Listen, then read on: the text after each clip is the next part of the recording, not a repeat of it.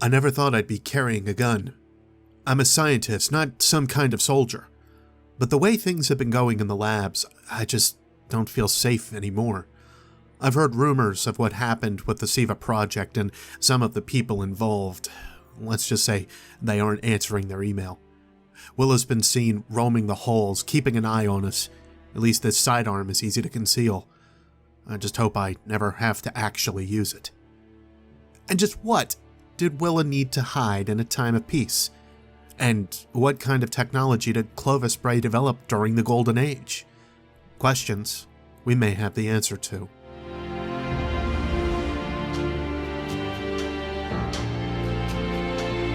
Hey everybody, it's your buddy Beard Grizzly, and by all technicalities, this is part 2 of a thought process I went down last year sometime, or later. It was a while ago, is more the point. Part 1 dealt with something about the Exos, a little bit of Cade and Ace as well, and how Clovis Bray was very similar to another science fiction relation, Blade Runner's Tyrell Corporation. This organization, in short, made a bunch of robots to handle heavy tasks that humans would rather not risk themselves on, and some of the relations to space travel, mining, and colonization are obvious connections to the EXO program of Clovis Bray, and of course the space program that was also being worked on, but I believe that held the same name anyway, so moving on. It was also an offhand comment that Deej had made on the old Warmind livestream, and well, let's play that clip and you can see the second half of it. It's been an interesting construct of science fiction where you have the company, you have the corporation, and you have the evidence of commerce, whether it's Weyland-Yutani or whether it's the Tyrell Corporation. So right. Clovis Bray is our own storytelling fictional corporation, and we're going to learn a little bit more about Clovis Bray, including some of the people that were involved in the operation of Clovis Bray. Is that right? Absolutely, yes. Well, the Tyrell Corporation is down. But what about Weyland-Yutani? Of the Alien franchise, Weyland-Yutani had one main goal: understand and weaponize the creature known as the Xenomorph, aka the alien in Alien. Weyland-Yutani jumped at any chance to see these creatures give their own spin on rip and tear, and they recorded all the information they could, while leaving no survivors. The story and background of the Alien franchise is deep, but the Clovis Bray Corporation has its fair share of these similarities. The entry I read at the top of the episode is from 18 Kelvin. This sidearm talks about a scientist not feeling very secure within the testing labs, and after the seeming success that SIVA turned out to be, which we kind of find out in Al's sector and, of course, from the fact that it exists within Rise of Iron and otherwise, well, no one's been answering their emails, possibly in a want to cover up the project altogether. This seems to reason Willa Bray, the then in charge of Clovis Bray, ordered most of the members of the experiment terminated. Say, this is sounding really familiar to something else. Isaac!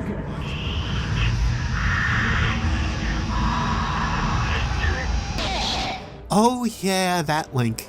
That's another thing altogether. Dead Space has been covered on this channel about a year ago, which was kind of a funky coincidence in a way.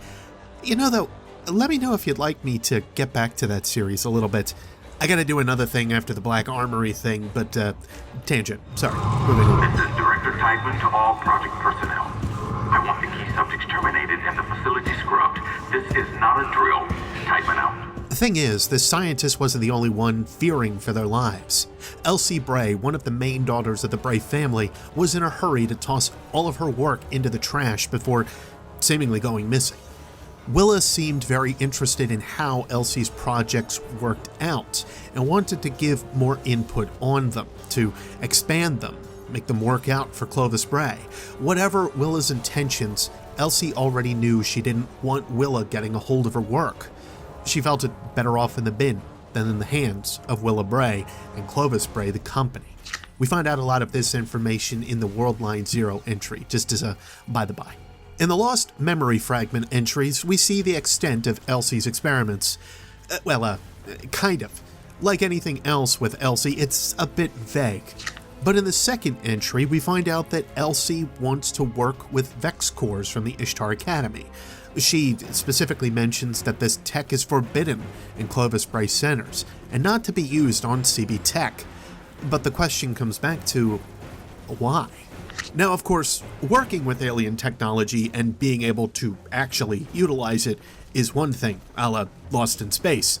Entirely understanding it is another, and to kit bash it or integrate it with current tech may not always be the best idea, especially if those items happen to also be alien tech based. Yeah, we're going down this way. I've hinted at this enough if you've been around the channel, but in case you haven't, here goes this totally fresh theory that isn't 2 years old at all, or more. No, okay, about 2 years. Good. To do this right, we have to look into some of the old Hive gear from Warmind.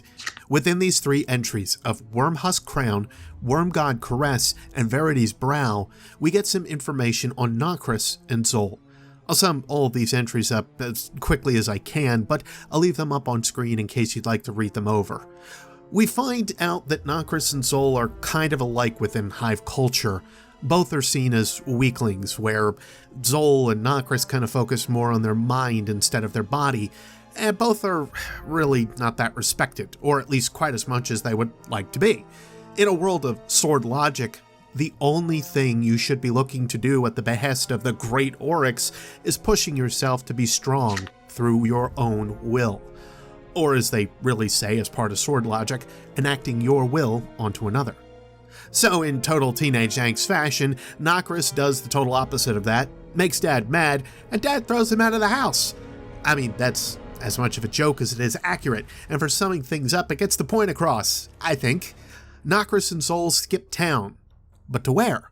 The ending of the 3rd entry with Verity's Brow entitled Heretic has this to say. Xol turned his dreadful eye to his priest. Hear me, O dreadful worm. We will raise an army. We will die and be reborn in your name, feed you the souls of our enemies. State your claim. We take Mars. Within these statements, I feel we get some interesting pieces of evidence. One that's kind of coming to mind is the fact that maybe Nokris and Xol wanted to actually kill themselves or have a guardian kill them on Mars, but, that's a theory for another day. At least if this is the full intention and what's meant with the story of Nokris and Xol, of course. In a lot of ways, this gives us a better idea of the Hive on Mars, but part of that is also linked with Nokris' abilities. He's unique. As we've heard many times at this point, if you've been around this community for a long time, you know this one, or even if you've played the Strange Terrain Strike, you've probably heard this in passing. He's a necromancer. This means he's able to revive dead Hive, and that is also something that's not okay by Oryx standards. What's dead should stay dead. To be honest, I was going to say Daddy Oryx, but really decided against it. I know someone out there just smiled like a crazy person. It's okay, that joke was for you. We also have this cryptic idea of Nokris and Xol's enemies, which, well, whose side are they on? Do they consider the Traveler and Guardians to be their enemies? Do they consider the other worm gods and Hive to be their enemies after running off from Hive culture? Is everybody their enemy per this point? This is unknown, though I could be overthinking it. We hear some later confirmation that the Hive on Mars are an unknown sect as well, but since we also see that Nokris is raising an army and, well, he doesn't have a mate like Crota did, what did that guy ever see in Omnigul anyway? Gosh, shut up, Omnigul. That is loud. Wow. But I admit some of this is loose, and I know that the sect on Mars might actually be related to Sarathun in some way or another. The point is, after all of this, Nokris and Xol showing up on Mars could have happened at a lot of different points within time, but it seems that Mars was a point Nokris wanted to at least visit, if not stay on and use as a point of conquer. And here's where things get a bit dodgy. I have my theories on it all, so I'll lay them out for you now, and it'll all come full circle, I promise. I'll be going mostly backwards in time here, just so you're aware of general chronology of events, or, again, so I feel. There's also some other assumed lore here, and I think the last couple episodes that we've gone through with this topic will, again, help with your knowledge of where I'm coming from with some of this, but bear with me. Nokris and Xol show up on Mars. They burrow under Mars' surface and either have no idea that humanity is on Mars, or they're trying to dig in and launch a sneak attack. One way or another, Rasputin stops them, flash freezing the Hive with a protocol labeled Siberian Entropy, which is aptly named considering the darkness and entropy and whatnot. Funny, I think of that now, actually. Anyway, we learned this through some random dialogue that I just cannot seem to capture through the Strange Terrain strike mission. It's pretty rare, at least for me, and I haven't seen it posted in too many other places as well. Anyway, I'm going along with the path of thinking that Xol and Nokris are going to Mars in order to resurrect this group of Hive that are there. They knew that they were there already, which is the whole reason that they went to Mars to begin with. Dead or withering or whatever the state is. I'm expecting that these Hive died from tithing starvation, a state where their worm parasites that infest the Hive bodies are literally eating them from the inside out, leaving their tomb ships and all buried underneath Mars for whatever reason. And of course that's a lot of tech that's just buried underneath the surface of Mars. The flash freeze possibly stops their deaths, or, well, does it even matter at all when Nokris is just going to resurrect them anyway? If anything, I'd be more on the line that their bodies were preserved by this ice more than anything else, or whatever they might have been underneath the Mars surface, I suppose. This is still one of those mysteries of the Hive on Mars, at least for me. Please, if I'm off on anything, feel free to correct me as always.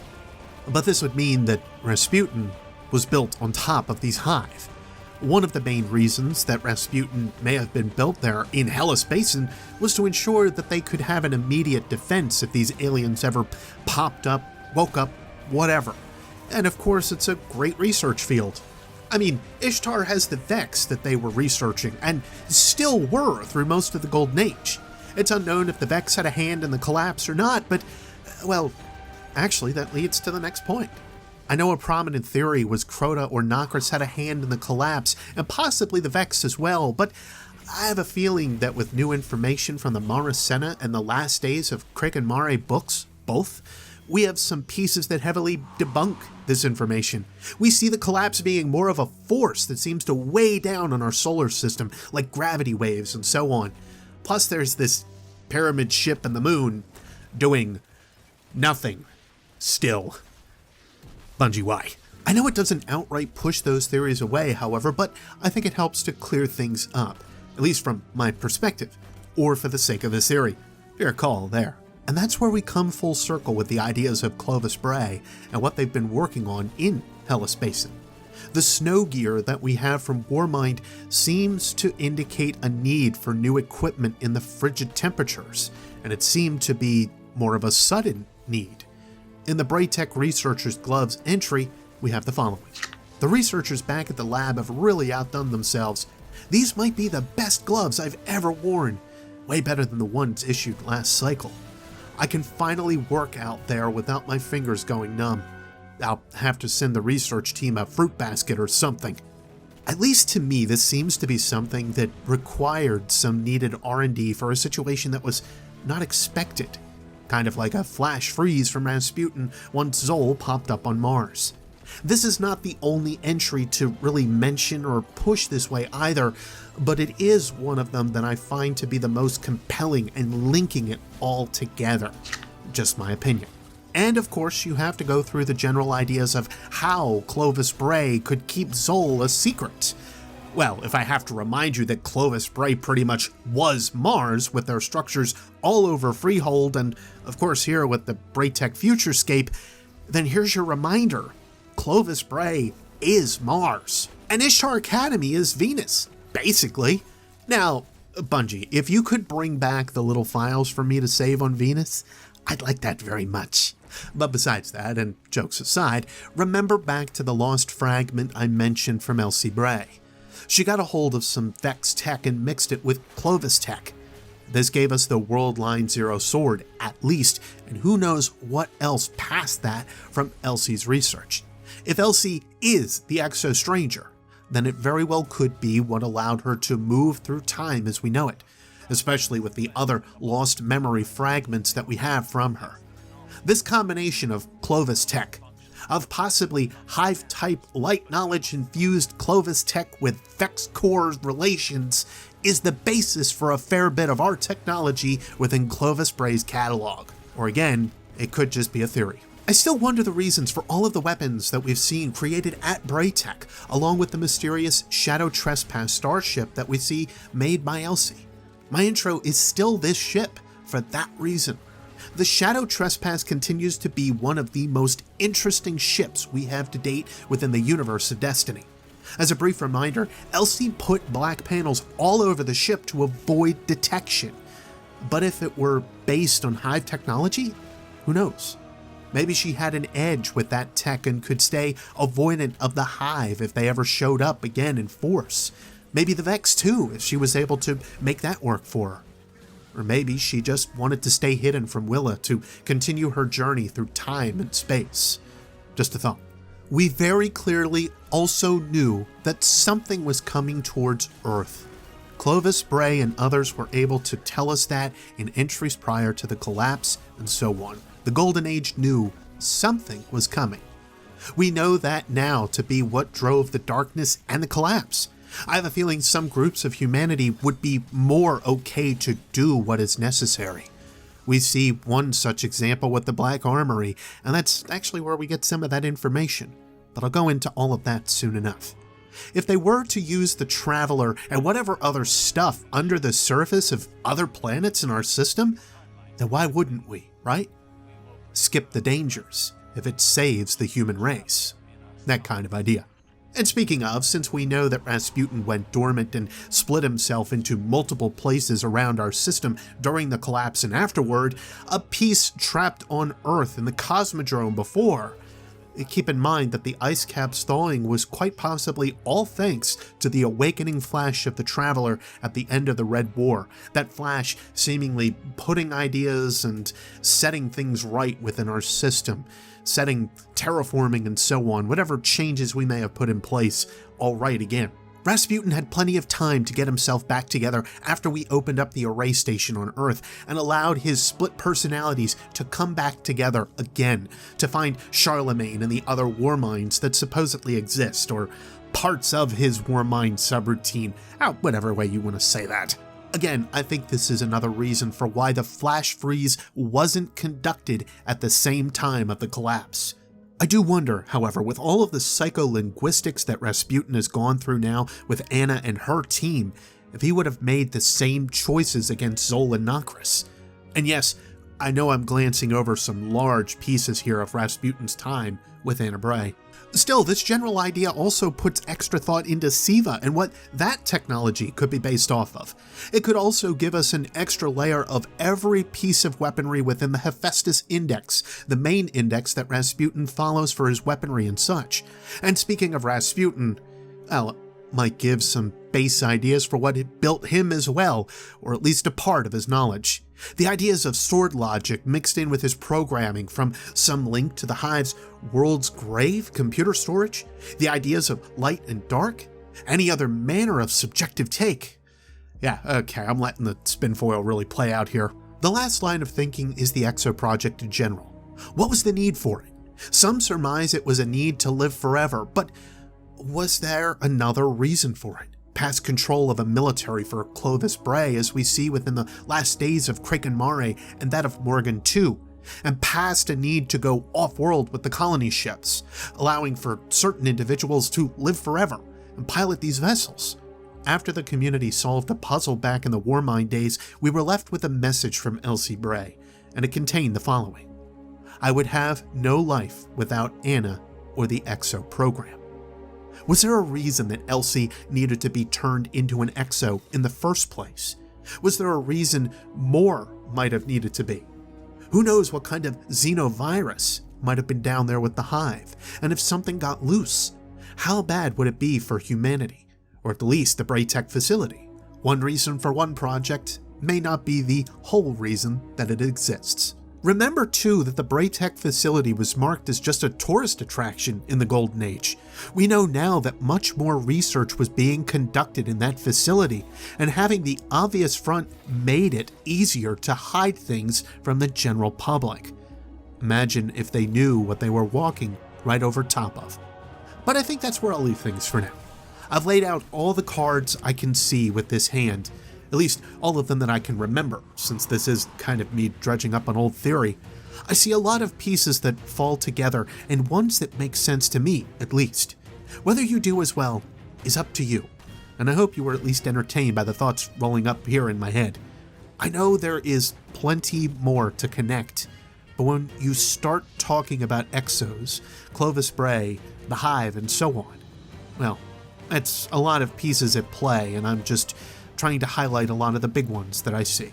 If you have anything else you'd like to add, including that bit about Dead Space after my other project I want to rip and tear into, then leave those comments below. I think we could do a lot more good here on the channel with all the stories that are out there, time permitting, of course. Again, I at least hope you had some fun today, and if you'd like to be a part of future discussions or just listen to my ramblings, then you know the big red button to press, along with what you think of this piece. I'd really appreciate it. But regardless of what you do, to all of you, no matter when or where you are, I'll see you next space time. Take care.